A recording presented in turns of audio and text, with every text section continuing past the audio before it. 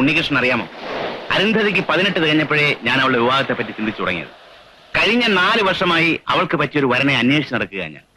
സമ്പത്തും സൗകര്യമൊക്കെ ഉണ്ടെന്ന് പറഞ്ഞിട്ട് എന്താ കാര്യം? മനസ്സുഖം അനുഭവിക്കാനും ഒരു യോഗം വേണ്ടേ? എന്താ സാർ? ചൊവ്വാദോഷമുള്ള ജാതകം അവളുടെ. ചൊവ്വാദോഷമുള്ള എന്റെ 1-2 ഫ്രണ്ട്സ് ഉണ്ട്, അവർക്ക് വേണ്ടി ഒന്ന് ആലോചിച്ചല്ലോ സാർ. ഇതുപോലെ ഓരോരുത്തർ പറയുന്നതിനും പത്രത്തിൽ കാണുന്നതിനൊക്കെ ഞാൻ റെസ്പോണ്ട് ചെയ്യാറുണ്ട്. പക്ഷെ ജാതകം കണ്ടു കഴിഞ്ഞാൽ ആരും പ്രൊസീഡ് ചെയ്യാറില്ല. ജാതകം ഒന്ന് മാറ്റി എഴുതിച്ചാലോ? വിവാഹം നടന്നേക്കും, പക്ഷെ എന്റെ മോളുടെ ദുരന്തം ഞാൻ കാണണ്ടേ? അവളുടെ തലക്കുറി ഞാൻ തരാം, അതുമായിട്ട് ചേരുന്ന വല്ല ജാതകം ഉണ്ടോ നോക്കും, നമുക്ക് ആലോചിക്കാം. ഈ മാസം 23-ാം തീയതി അവളുടെ ജന്മദിനമാണ്. ജന്മദിനങ്ങൾ ആഘോഷിച്ച് പ്രായം കഴിഞ്ഞു പോയത് ഓർമ്മിപ്പിച്ച് അവളെ വിഷമിപ്പിക്കേണ്ടത് ഞങ്ങൾ. പക്ഷെ എന്തോ ഇത്തരം ആഘോഷങ്ങൾ അവൾക്ക് വലിയ ഇഷ്ടമാണ്. അവളുടെ ഇഷ്ടം മാത്രം കരുതി എല്ലാ വർഷവും ബർത്ത്ഡേ ഞങ്ങൾ ഗംഭീരമായി ആഘോഷിക്കും. കഴിഞ്ഞ തവണ ബർത്ത്ഡേക്ക് ബാലമുരളീകൃഷ്ണയുടെ കച്ചേരി ഉണ്ടായി. ഓഹോ, അത്ര ഗംഭീരമായിട്ടുള്ള ആഘോഷമാണല്ലേ?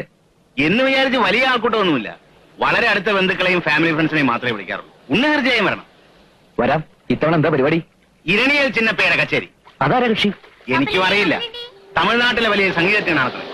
എന്റെ ഓഫീസിൽ ഒരു സ്റ്റാഫിന്റെ ഏർപ്പാട്. ഇനി നമുക്ക് നടത്തം മതിയാക്കി തിരിയാം. ഓ അല്ല, സാർ നടന്നോളൂ, ഞാൻ പിന്നെ വന്നോളാം. ഇരണിയിൽ ചിന്നപ്പ. അങ്ങനെയാണല്ലേ? മെടുക്കേ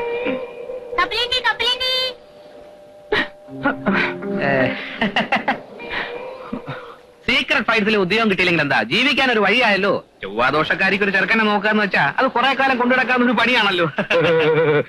ജന്മനാൽ ബുദ്ധിമാനായ ഒരു മനുഷ്യൻ അവന്റെ ബുദ്ധിശക്തി ഉപയോഗിച്ച് കഷ്ടപ്പെട്ട് കണ്ടുപിടിച്ച അമൂല്യമായ രഹസ്യം കപ്പലണ്ടി പിള്ളേർക്ക് നക്കാപ്പിച്ച് കൊടുത്ത് ചോർത്തിയെടുക്കുന്ന മ്ലേച്ഛമായ പ്രവൃത്തി 4-ാം തെലുങ്ക് CID പടങ്ങൾ പോലും ഞാൻ കണ്ടതായിട്ട് ഓർക്കുന്നേയില്ല. കേവലം 4000 രൂപ ശമ്പളം കിട്ടുന്ന ഒരു പണിക്ക് വേണ്ടി ഒരു മനുഷ്യൻ ഇത്ര അധികം അധമതിക്കുന്നതിന്റെ എടാ പട്ടി, എന്നെ ആ കുടുംബത്തിലെ മുഴുവൻ അംഗങ്ങളുടെ മുന്നിൽ വെറുപ്പിച്ചിട്ട് എന്റെ പേരിൽ നീ അതിക്രമിച്ച് കടന്ന് കയറിയില്ലേ? അതുകൊണ്ട് നീ കണ്ടുപിടിക്കുന്ന എല്ലാ രഹസ്യത്തിന്റെ ഓരോ ഓഹരി എനിക്ക് കൂടി അവകാശപ്പെട്ടതാ. അരുന്ധതിക്ക് ചൊവ്വാദോഷമുണ്ട്, അത് ഞാൻ സമ്മതിക്കുന്നു. പക്ഷെ അത് അവളെ സംബന്ധിക്കുന്ന വെറും ലോക്കൽ കമ്മിറ്റി രഹസ്യം മാത്രം. രഹസ്യങ്ങളുടെ പോളിറ്റ് ബ്യൂറോയിലേക്ക് എത്തി നോക്കാൻ നിനക്ക് ഒരിക്കലും കഴിയില്ലടാ. എന്റെ കഴിവ് നിന്റെ കയ്യിലാണ്. അത് താമസിയാതെ നിനക്ക് ഞാൻ ബോധ്യപ്പെടുത്തി തരുന്നത്. കുഞ്ഞുങ്ങളെ, സംഭവാമി യുഗേ യുഗേ, സംഭവിക്കേണ്ടത് കാലാകാലങ്ങളിൽ സംഭവിക്കുന്നു. അതെ, CID ഉമ്മൻകോശി, സീക്രട്ട് ഫയൽസിൽ കയറി പറ്റാൻ നിങ്ങളെ പോലെ തറവേല കാണിക്കാതെ തറയിൽ വേല ചെയ്ത് രഹസ്യങ്ങൾ കണ്ടുപിടിക്കുന്ന ഒരു പഴയ MAML-കാരനാണ് ഞാൻ. ഞാൻ നേരത്തെ പറഞ്ഞത് വീണ്ടും ആവർത്തിക്കുന്നു. ഇനി ജോലിക്ക് വേണ്ടി ആരും ഈ കടൽക്കാറ്റ് കൊള്ളണമെന്നില്ല. അന്വേഷണത്തിന്റെ അവസാന ഘട്ടത്തിലാണ് ഞാൻ. ഇനി കൺക്ലൂഷൻ എഴുതി ഒപ്പിട്ടാ മാത്രം മതി. ഇരുവർക്കും സർവനാശം ഭവന്തു.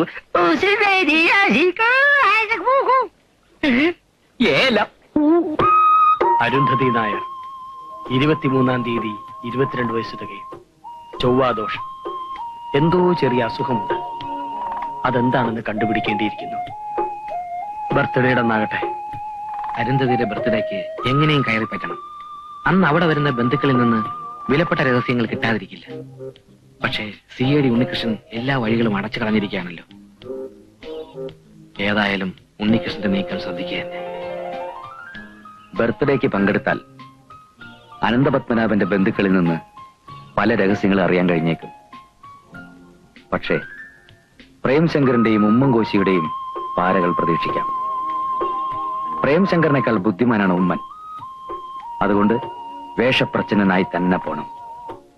ആർക്കും സംശയം തോന്നാത്ത ഒരു പ്രത്യേകതരം വേഷം.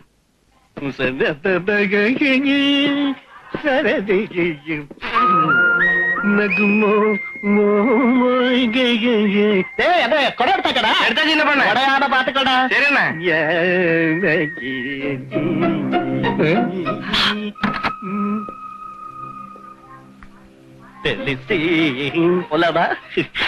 ഇരണിയിൽ ചിന്നപ്പ. മലാണ്ട ഇരണിയിൽ ചിന്നപ്പ. അനന്തപത്മനാഭൻ സാർ പറഞ്ഞിട്ട് വന്നതാ. സന്തോഷം. വണ്ടി കൊണ്ടുവന്നിട്ടുണ്ട്. വണ്ടി അയക്കുമെന്ന് പറഞ്ഞില്ലല്ലോ. അതാണ് അനന്തപത്മനാഭൻ സാറ്. വണ്ടി അയക്കുന്നു പറഞ്ഞാൽ അയക്കില്ല, അയക്കില്ല എന്ന് പറഞ്ഞാൽ അയക്കും. ரொம்ப സന്തോഷം. ഹോട്ടലിൽ മുറി അറേഞ്ച് ചെയ്തിട്ടുണ്ട്. നമുക്ക് കുളിച്ച് ഫ്രഷ് ആയിട്ട് കച്ചേരിക്ക് പോവാം. ரொம்ப ரொம்ப സന്തോഷം.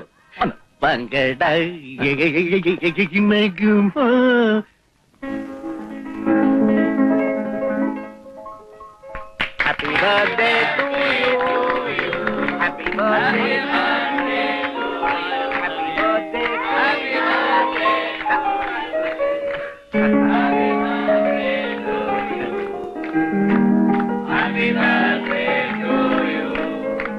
രാമേന്ദ്ര ഇനി കച്ചേരി തുടങ്ങാം. ഓക്കെ. അയ്യോ അയ്യോ അവക്കളല്ലേ ഒറിജിനൽ ഇരണിയൽ ചിന്നപ്പ സദ്ദേഹമായിരുന്ന ഇപ്പൊ രണ്ട് കീർത്തന പാടി കേൾപ്പിക്കല. എന്താ ഇത്? പിന്നെ ഈ പാടി വരക്കാരാ? அதெல்லாம் எங்களுக்கு தெரியாது சார். காலையில ஒருத்தன் பஸ் ஸ்டாண்ட்ல வந்து எங்களை கூப்பிட்டுக்கிட்டு லாட்ஜில கொண்டு போய் ரூமை காட்டி படுத்து தூங்க சொல்லியாச்சு சார். நேற்றுக்கு கச்சேரி இருந்ததுனால நாங்க எல்லாம் தூக்கி போயிட்டோம். எழுந்திருச்சு பார்க்கும்போது மணி 7. விருதி வச்சு நாங்க வெளியே வர பார்க்கும்போது முறி வெளியில இருந்து பூட்டி இருக்கு சார். அப்புறம் லோட்ஜுக்காரன் வந்து டூப்ளிகேட் சாவி போட்டு திறந்துதான் சார் நாங்க வெளியே வந்தோம். நான் பாடட்டுமா? ഒരു പുല്ലും വേണ്ട ഇവിടെ. എല്ലാരും പോകുന്നുണ്ടോ? கடவுளே எந்த ஒரு ப்ரோக்ராம் போயாச்சு. ഒന്ന് മാറണ്ടേ? എന്താ എന്താ ഇവിടെ? എന്താ സാർ ഇവിടെ പ്രശ്നം? പറയണ സാർ. ഞാനില്ലേ സാർ? എന്താ സാർ? ഒരു വാക്ക് പറഞ്ഞാൽ ഞാൻ ഒന്നും ചെയ്യില്ല. താനിത് എവിടെയായിരുന്നോ? നല്ലൊരു ദിവസമായതുകൊണ്ട് ഞാൻ പുറത്തു പോയി ലേശം സ്മാൾ അടിച്ചു. എന്താ താൻ എന്തായി ആലോചിച്ചിരിക്കുന്നത്? ഇതെങ്ങനെ വിട്ടാൻ പറ്റത്തില്ല. താൻ പോലീസിനെ വിളിക്കും. കറക്റ്റ്. എന്തിനാ ഭാവതരെ പോലീസിനെ വിളിക്കുന്നത്? തോർത്ത് നിന്നും ഴാഞ്ചാതെ ഇനി അങ്ങ് പോ. തറവേല കാണിക്കുകയാണെങ്കിൽ തലേ ദിവസം പറയണം. എന്ത് പറ്റി സാറേ? ഇതേ വേഷം മറ്റവന്മാർക്ക് കൊടുക്കാൻ തന്നോട് ആര് പറഞ്ഞോടോ? എന്റെ പൊന്ന് സാറേ, ഞാൻ കൊടുത്തതല്ല. സാർ ഇവിടെ വന്നിട്ട് എടുത്തോണ്ട് പോകുന്നത് അവന്മാര് കണ്ടു. എന്റെ ജീവിതത്തിൽ ഇതേവരെ കേൾക്കാത്ത പുളിച്ച തെറിയാ ഉമ്മച്ചൻ സാർ എന്നെ പറഞ്ഞ്. മറ്റാ സാറാണെങ്കിൽ എന്റെ കൊങ്ങയ്ക്ക് കുത്തിപ്പിടിച്ച് എന്റെ ആറാമാരിയെല്ലാം ഊരിയെടുക്കുമെന്ന് ഭീഷണിപ്പെടുത്തി. അതുകൊണ്ട് സാറേ ഞാൻ കൊടുത്തത്. പുതിയ വേഷം വല്ലതും വേണം. പുതിയ വേഷം? നിന്റെ ആത്മധൈര്യമില്ലാത്ത അലവലാതി. നിന്റെ കടയിൽ നിന്നുള്ള സാധനം എടുത്ത് ഇതോടെ പടകുഞ്ചു. സാർ കുഞ്ഞെന്നെ വിളിച്ചായിരുന്നോ? ആ വിളിച്ചു. അകത്തേക്ക് വാ. അയ്യോ, എന്ത് ചെയ്യാൻ പോണു? ഒരു പെണ്ണെന്നെ മാനഭംഗപ്പെടുത്തി നാട്ടുകാർ അറിഞ്ഞ് എനിക്ക് നാണക്കേടാ. എന്നെ വിടൂ, ഞാൻ പോട്ടെ. Don't talk rubbish. അയ്യോ, ഇരണിയൻ ചിന്നപ്പയുടെ വേഷം കെട്ടി ഇന്നലെ പാട്ട് പാടിയവരെ ഉമ്മച്ചൻ അറിയാമോ? ഇല്ല. അതിലൊരാൾക്ക് ഉമ്മച്ചന്റെ ചായ ഉണ്ടായിരുന്നു. ചിലപ്പോ കാണും. എന്റെ അപ്പച്ചന്റെ സ്വഭാവം അത്ര നല്ലതല്ലായിരുന്നു എന്ന് അമ്മച്ചി കൂടെ കൂടെ പറയാറുണ്ട്. നാട്ടുകാരും പറയാറുണ്ട്. അത് ഉമ്മച്ചനാണോന്ന് അറിയാൻ വേണ്ടി വിളിപ്പിച്ചതാ. അല്ലെന്ന് ഉറപ്പല്ലേ? കുഞ്ഞിന് എന്തെങ്കിലും സംശയം ഉണ്ടോ? ഏയ് ഇല്ല. എന്നാ ഞാൻ പോട്ടെ. ഉമ്മച്ചനെ നിന്നേ. അയ്യോ, ഇതാരുടെ?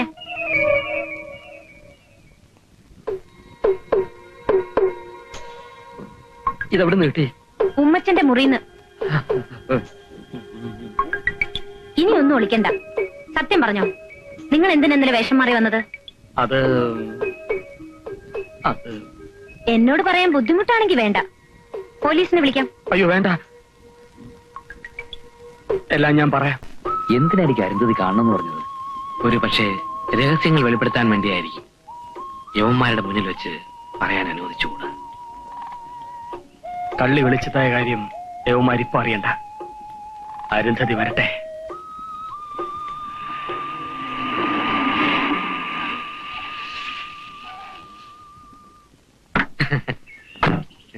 CID-മാര് വന്നിട്ട് അധിക നേരം ആയോ? അയ്യോ, ഇതെന്തോന്നു? ക്ഷമിക്കണം, നിങ്ങളൊക്കെ ആരാന്ന് എനിക്ക് മനസ്സിലായി. ഇതെങ്ങനെ? എന്നോട് കളിച്ചാൽ കളി പഠിപ്പിക്കുമെന്ന് ഇപ്പം മനസ്സിലായില്ലേ? അരുന്ധതി നായരെ കുറിച്ചുള്ള അന്വേഷണം എവിടം വരെ ആയി? അരുന്ധതി നായർ 22 വയസ്സ്, അഷ്ടമത്തിൽ ചൊവ്വ. ഇതിൽ കൂടുതലൊന്നും അറിയാൻ കഴിഞ്ഞില്ല അല്ലേ? പെണ്ണിന്റെ മനസ്സ് തുറക്കണമെങ്കിൽ അത് അവള് തന്നെ വിചാരിക്കണം. CID-യോ CBI-യോ വിചാരിച്ചിട്ട് ഒരു കാര്യമില്ല. ആക്ഷേപിക്കാൻ വേണ്ടിയാണ് ഇവിടെ വിളിച്ചു വരുന്നത്? അല്ല, സഹായിക്കാൻ. ഞാൻ കാരണം നിങ്ങൾക്ക് ജോലി കിട്ടാതിരിക്കണ്ട. എന്താണ് അറിയേണ്ടത്? ചോദിച്ചോളൂ. അതിങ്ങനെ എല്ലാവരുടെയും മുന്നിൽ വെച്ച് പറഞ്ഞാൽ ശരിയാവത്തില്ല. ആദ്യം റിപ്പോർട്ട് സമർപ്പിക്കുന്ന ആൾക്കാർ ജോലി. അതുകൊണ്ട് അത് നിങ്ങളുടെ മിടുക്ക് പോലെ ഇരിക്കും. നിങ്ങൾ 3 പേരും എന്റെ പിന്നാലെ കുറെ ചുറ്റിത്തിരിഞ്ഞതല്ലേ. അതുകൊണ്ട് 3 പേരോടുമായിട്ട് എനിക്ക് എന്തെങ്കിലും പറയാനുള്ളൂ. ആദ്യം റിപ്പോർട്ട് സബ്മിറ്റ് ചെയ്യാൻ പറ്റുന്നുള്ള കാര്യത്തിൽ എനിക്ക് ഉറപ്പുണ്ട്. അതുകൊണ്ട് അരുന്ധതിയുടെ തീരുമാനത്തിൽ എനിക്ക് സമ്മതം. അരുന്ധതി നായരെ കുറിച്ചല്ലേ നിങ്ങൾക്ക് അറിയേണ്ടത്? അതെ അതെ അതെ. എന്നാൽ അത് ഞാനല്ല. ഞാൻ രേവതി നായർ. അരുന്ധതി നായർ സഹോദരനോടൊപ്പം അമേരിക്കയിൽ പഠിക്കുന്നു. മാട്രിമോണിയിൽ പരസ്യം കണ്ട് ഡാഡി എഴുതിയത് അവൾക്ക് വേണ്ടിയാണ്. കള്ളം. അനന്ത പത്മനാഭൻ സാറിന് ഒരു മകളെ ഉള്ളൂ എന്നാണല്ലോ ഞങ്ങൾക്ക് സീക്രട്ട് ഫയൽസിൽ കിട്ടിയ ഇൻഫർമേഷൻ. അതെ, കൊച്ചച്ഛന് ഒരു മകളെ ഉള്ളൂ. അതാണ് അരുന്ധതി നായർ. കൊച്ചച്ഛനോ? അനന്ത പത്മനാഭൻ എന്റെ കൊച്ചച്ഛനാണ്. അപ്പോ രേവതിയുടെ അച്ഛൻ? എനിക്ക് 8 വയസ്സുള്ളപ്പോൾ എന്റെ മമ്മിയും ഡാഡിയും ഒരു പ്ലെയിൻ ക്രാഷിൽ മരിച്ചുപോയി. കൊച്ചച്ഛനും കുഞ്ഞമ്മയാണ് എന്നെ വളർത്തിയത്, സ്വന്തം മകളെ പോലെ. പേരിന്റെ കാര്യത്തിൽ പോലും ഞങ്ങൾ തമ്മിൽ പിണങ്ങരുതെന്ന് കരുതി കൊച്ചച്ഛന്റെ മകളുടെ പേര് ചൊല്ലിയാണ് എന്നെ വിളിക്കുന്നത്. സത്യം പറഞ്ഞാൽ എന്റെ സ്വന്തം പേരിന് രേഖകളിൽ മാത്രമേ ഉള്ളൂ. രേവതി എക്സ്പോർട്ടേഴ്സ്. എന്റെ ഡാഡി തുടങ്ങി വെച്ച കമ്പനിയാണത്. ആ ബോർഡ് വല്ലപ്പോഴും കാണുമ്പോഴാണ് ഞാൻ എന്റെ പേര് ഓർക്കുന്നത് തന്നെ. ഇന്ന് എനിക്കവർ കൊച്ചച്ഛനും കുഞ്ഞമ്മയല്ല, എന്റെ ഡാഡി മമ്മിയാണ്. എനിക്കറിയാം, ചൊവ്വാദോഷം മൂലം അരുന്ധതിയുടെ രേവതിയുടെ കല്യാണം നടക്കാത്തതില് അനന്ത സാറിന് വലിയ പ്രയാസമുണ്ട്. ഇല്ല, എന്റെ ജാതകത്തിനൊരു കുഴപ്പമില്ല. ഉമ്മച്ചൻ ഫയലിൽ എഴുതിയില്ലേ എനിക്കെന്തോ ചെറിയ അസുഖം ഉണ്ടെന്ന്? ചെറുതല്ല, മരുന്നുകളുടെ പച്ചയിൽ ജീവിക്കുന്ന രോഗിയാണ് ഞാൻ. അതുകൊണ്ടാണ് SSLC കഴിഞ്ഞപ്പോ എനിക്ക് പഠിത്തം നിർത്തേണ്ടി വന്നത്. വിവാഹം എനിക്ക് വിധിച്ചിട്ടില്ല. ആ വിവരം പുറത്തു പറയാൻ വിഷമമുള്ളതുകൊണ്ടാണ് എനിക്ക് വരുന്ന ആലോചനകൾ ചൊവ്വാദോഷത്തിന്റെ പേരിൽ ഡാഡി ഒഴിവാക്കുന്നത്. മറ്റുള്ളവർ എന്നെ ഒരു രോഗിയായി കാണുന്നത് അദ്ദേഹത്തിന് സഹിക്കാനാവില്ല. 10 മിനിറ്റിനുള്ളിൽ വരാന്നും പറഞ്ഞിറങ്ങിയതാ. മമ്മി ഇപ്പൊ അന്വേഷിക്കുന്നുണ്ടാവും. ഇപ്പൊ തന്നെ നിങ്ങൾ എന്റെ പുറകെ നടന്ന് കുറെ സമയം വേസ്റ്റ് ആക്കി.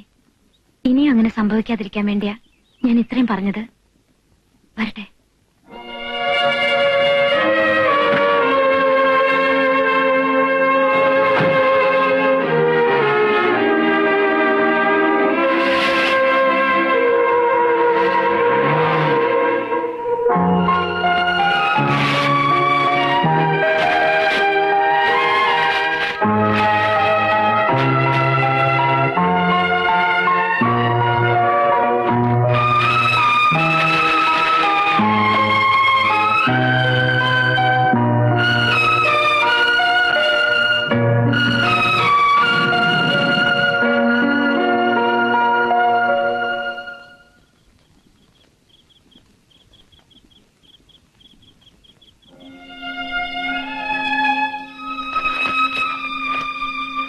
ഉമ്മച്ചൻ എങ്ങോട്ടാ? ഞാൻ പോവാ. അന്വേഷണം പൂർത്തിയാക്കാതെ പോവാണോ? നിങ്ങൾ CID-മാരാണെന്നുള്ള കാര്യം ഞാൻ ഡാഡിയോട് പറഞ്ഞിട്ടില്ല. അറിഞ്ഞ എങ്ങനെ പ്രതികരിക്കുന്ന അറിയാൻ വയ്യാത്തോണ്ടാ ഞാൻ പറയാഞ്ഞത്.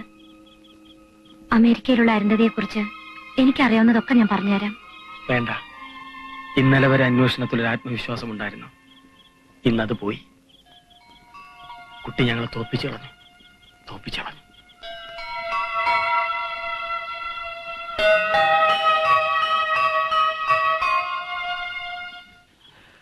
കാണണമെന്ന് പറഞ്ഞ വേറൊന്നിനുമല്ല, ഒരു ജോലിക്ക് വേണ്ടിയുള്ള മത്സരത്തിനിടയിൽ നമ്മൾ പരസ്പരം വെല്ലുവിളിക്കുകയും പാരവയ്ക്കുകയും ഒക്കെ ചെയ്തു. ഒടുവിൽ ലക്ഷ്യത്തിലെത്തിയതുമില്ല.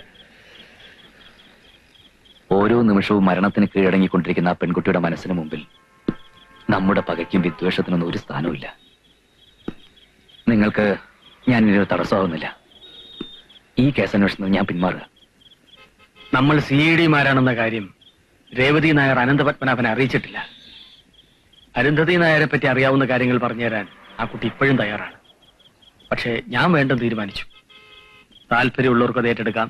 എനിക്കൊരു തീരുമാനത്തിലെത്താൻ പറ്റുന്നില്ല. ഫയലിൽ എഴുതിയ അബദ്ധങ്ങൾ നശിപ്പിച്ചെങ്കിലും രേവതിയെ കുറിച്ചുള്ള വിചാരങ്ങൾ മായുന്നില്ല. അന്വേഷണത്തിന് വേണ്ടി ആയിരുന്നെങ്കിലും അവളുമായിട്ട് നിങ്ങളെക്കാൾ കൂടുതൽ അടുത്തത് ഞാനാണ്. എനിക്ക് അവളെ കൈയൊഴിഞ്ഞിട്ട് പോകാൻ കഴിയുന്നില്ല. നിങ്ങൾ എന്റെ കൂടെ നിൽക്കണം. രേവതിക്ക് എന്ത് അസുഖമാണെന്ന് അറിയണം. അനന്ത പത്മനാഭനുമായിട്ട് വലിയ അടുപ്പത്തിലായതുകൊണ്ട് ഉണ്ണികൃഷ്ണത് പറ്റും. അസുഖത്തിന്റെ പേരറിഞ്ഞിട്ട് എന്ത് പ്രയോജനം? എന്റെ ഒരു മനസ്സമാധാനത്തിന് വേണ്ടിയാ. പ്ലീസ്.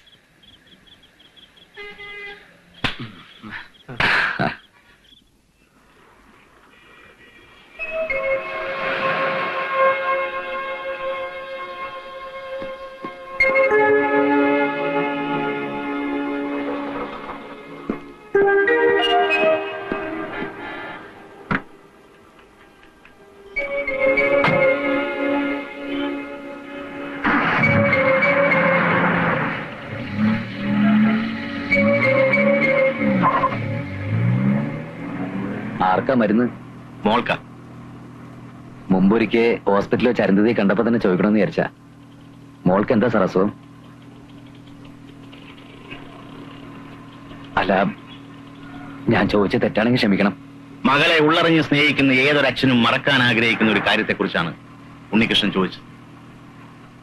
എന്നെപ്പോലെ നിർഭാഗ്യവാനായ ഒരു അച്ഛനെ ഈ ഭൂമിയിൽ ഉണ്ടാവില്ല. മകൾ 10ാം ക്ലാസ്സിൽ പഠിക്കുമ്പോഴാണ് ആദ്യമായി രോഗലക്ഷണം കണ്ടത്. അതിനുശേഷം മനസ്സുഖം എന്തെന്ന് ഞങ്ങൾ അറിഞ്ഞിട്ടില്ല. വിദേശത്ത് എവിടെയെങ്കിലും കൊണ്ടുപോയാ അങ്ങനെ എന്തെങ്കിലും സാധ്യതയുണ്ടായിരുന്നെങ്കിൽ ഞങ്ങൾ അവളെ വിധിക്ക് വിട്ടിട്ട് വെറുതെ നോക്കിയിരിക്കുമായിരുന്നു. പ്ലീസ്, നമുക്ക് മറ്റെന്തെങ്കിലും സംസാരിക്കാം.